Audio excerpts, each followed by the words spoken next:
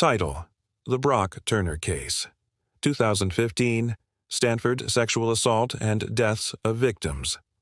Lives Altered. It began behind a dumpster on a cold January night in 2015. Two Swedish graduate students were cycling through Stanford University's quiet campus when their headlights caught something strange. A man was crouched over an unconscious woman's body, his pants down, his hands frantic. When he saw the lights, he tried to run. One of the cyclists chased him down, tackled him to the ground, and held him there until police arrived. The man's name was Brock Turner, 19 years old, a star swimmer, and one of Stanford's golden athletes. The woman beneath him would later be known to the world only as Emily Doe. What happened that night would ripple far beyond that dark corner of campus. It would ignite protests, redefine public outrage over sexual assault, and expose the cracks in a justice system that seemed to favor privilege over pain. Brock Turner came from a picture-perfect Midwest background. He grew up in Ohio, raised by supportive parents who drove him to swim meets and cheered from the stands. He was fast, so fast that by high school, recruiters from top universities were watching him. Stanford, with its elite swim program and Olympic-caliber coaches, became his dream. When he got in, it felt like destiny. But behind his clean-cut face and athlete's discipline, there was something else, a sense of entitlement that would soon destroy everything he had worked for.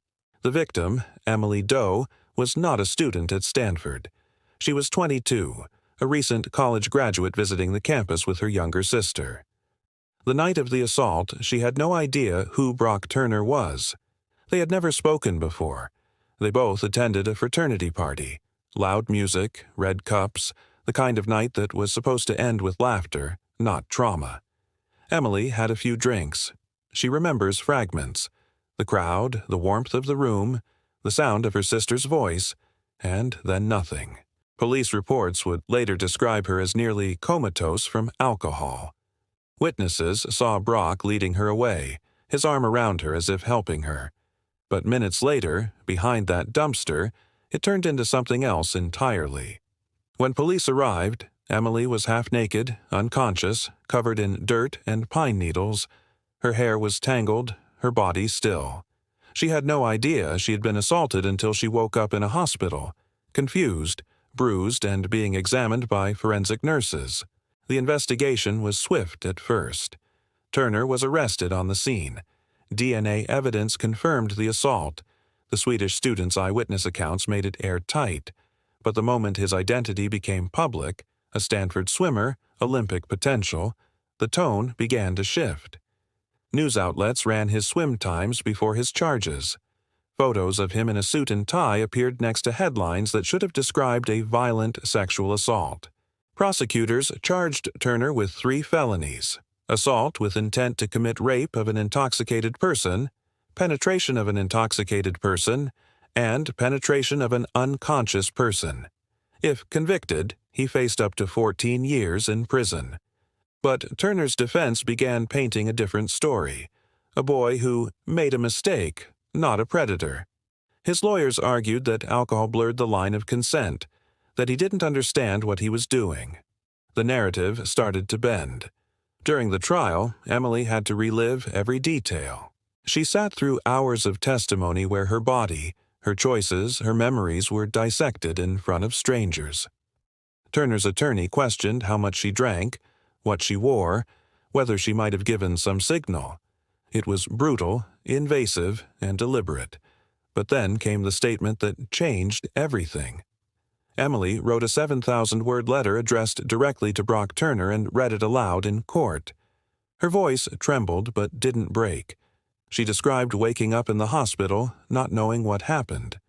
She described the humiliation of hearing her private body parts discussed in open court. She told the world what it felt like to have her life reduced to evidence bags and photographs. "You took away my worth, my privacy, my energy, my time, my safety, my intimacy, my confidence," she said. "For a long time, I believed I was broken." When she finished, the courtroom was silent. Even the judge seemed shaken. But when the verdict came, reality hit like a second blow. Brock Turner was found guilty on all 3 counts. Then came the sentencing. Judge Aaron Persky had the power to send Turner to prison for more than a decade. The prosecution asked for 6 years. Instead, Persky sentenced him to just 6 months in county jail. He would serve only 3. The judge said that a longer sentence would have a severe impact on Turner's life, as if that were the point. In that moment, the justice system sent a message that an athlete's future was more important than a woman's trauma. The backlash was immediate and ferocious. The victim's letter was published by BuzzFeed and read by millions within hours. Strangers across the world saw themselves in her pain. Celebrities, politicians, and survivors spoke out. Joe Biden wrote her a public letter of support. Newspapers demanded the judge's removal. Protesters gathered outside the courthouse with signs that read, "Justice for Emily." For the first time in years, America wasn't just talking about sexual assault. It was talking about how the system protects privilege. Turner's father didn't want help when he called the crime 20 minutes of action. The phrase became infamous, proof of a mindset that refused to see the victim as human. Meanwhile, Emily disappeared from public view. She tried to rebuild her life, but the trauma stayed with her.